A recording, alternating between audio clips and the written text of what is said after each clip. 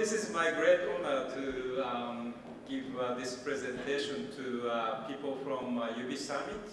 I learned that it is third UB Summit here in Helsinki, and people are very eager to create a new business using Ubiquitous technologies. And then I really appreciate all of you coming from the pervasive 2 or 10. In fact, last year, I happened to be a host for Pervasive 209. This is the auditorium we use. It's a no theater in Nara Public Hall. People really enjoy there. Okay. Today, actually, I'm going to talk about what's Ubiquitous Network Society, challenges in creating smart space everywhere. I split into 3 parts. Back into year 2000, and then around year 2010, right now. And then last portion will be the challenge towards the year 2015. I hope I can mention some of the challenges. And hopefully I can also mention some of the business aspects. Okay. This is a research topic in my lab. I have 5 groups working on smart space. Platforms. Oops. Oh, doesn't move. Okay, platforms and interactions, sensors, and networks. Actually, back in the year 2000, we started this smart space project. So I will reflect last 10 years. And look forward to year 2015. Actually, before I came to this meeting, I was in a special government meeting. In Japan, we were doing ICT reform. And we have a 90% penetration of the broadband network in Japan. However, the usage of the broadband is only 30%. So the issue was, we were talking about how we increase the usage of broadband network in Japan. So how can we move from 30% to the 100%? Haraguchi-san is the new Minister of Ministry of Internal Affairs and Communications. He really would like to put the new fiber infrastructure towards the 2015. That's why I said 2015.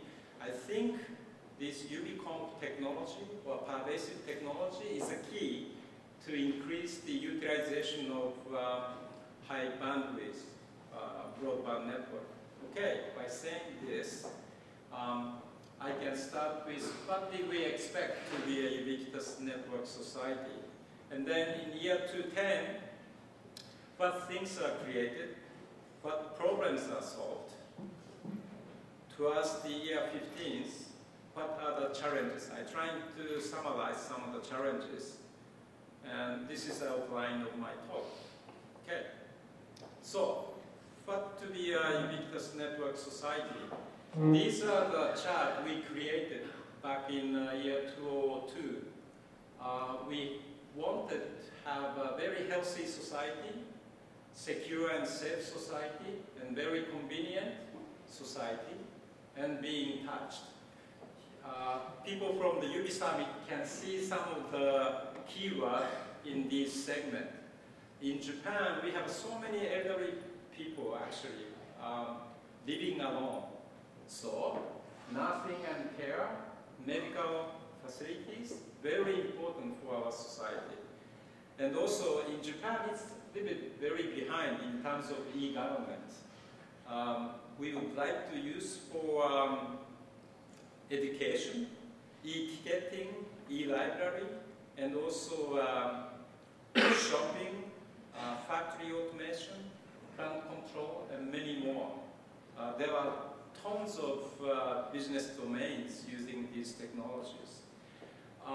Back in year 2002, we started to create an image of ubiquitous network society. So we created 3 stories. It's called the Small Stories in 2008. At that time, it was the future of our society, but now already behind in the history. So I will give you this video clip we created back in 2003. It's called Love Triangle. Two university students and one female student.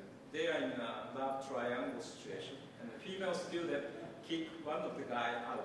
So there are many Ubiquitous services in this video, so you can judge.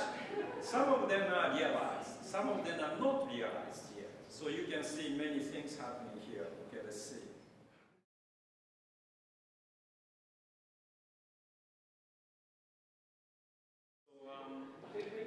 In this video, somehow she used to give permission to give property, and then somehow she stopped it, and then he was kicked out in some sense. But anyway, in this video you can see many different type of services. So usually anytime, anywhere, for anyone, we call the any cube kind of services. There's another site, only now, only here, and only for us. This is called the only cube type of applications. And then in the video you can see many context-aware services, context-aware information services, mobile e-commerce, and so on.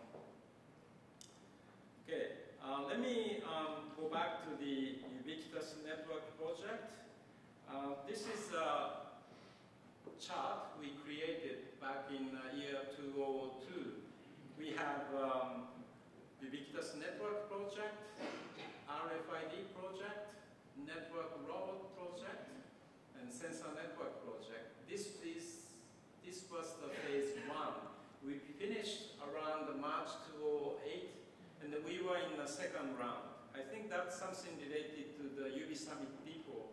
We were in some sense ready to push, in some sense, more like technology transfer from academia to many tiny business segments.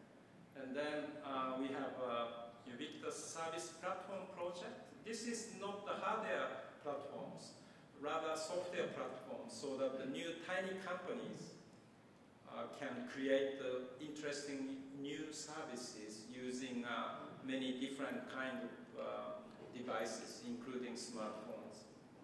And then there's a Ubiquitous Terminal project, Ubiquitous ID project. Professor Ken Sakamura is working on this Ubiquitous ID. And there's a Network Robot 2 project. And then Dynamic Networking project is Japanese version of Beyond the IP project. Let me give a definition of Ubiquitous Network. This is a very challenging one when we define this.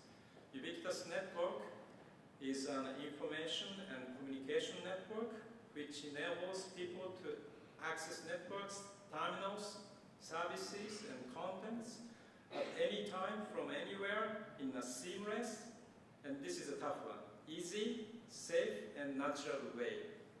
And then we would like to have a freedom from time and space in selection of networks, terminals, services, and contents, freedom from network risk, freedom from constraints in networking real object, freedom from capacity restrictions. I think we have a very nice virtualization technique for the operating systems, but we cannot quite virtualizing the networking capacity yet. So we will see how far we can go towards this freedom. This is a picture of Ubiquitous Network. The human is the center of the network, and then many things are surrounded by different types of sensor networks, and dashed line is the next generation IP network. Okay, I also saying in my talk, in my title, we would like to create the smart spaces everywhere.